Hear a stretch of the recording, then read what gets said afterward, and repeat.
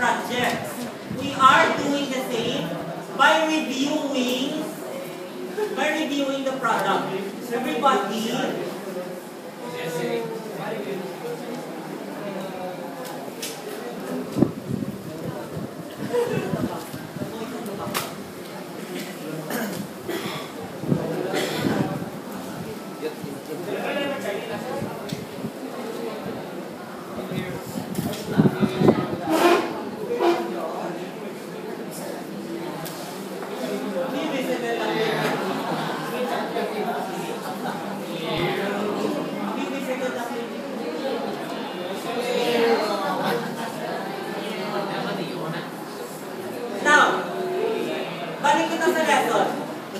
I'd like everybody to know that we will then have a very short quiz after the lesson.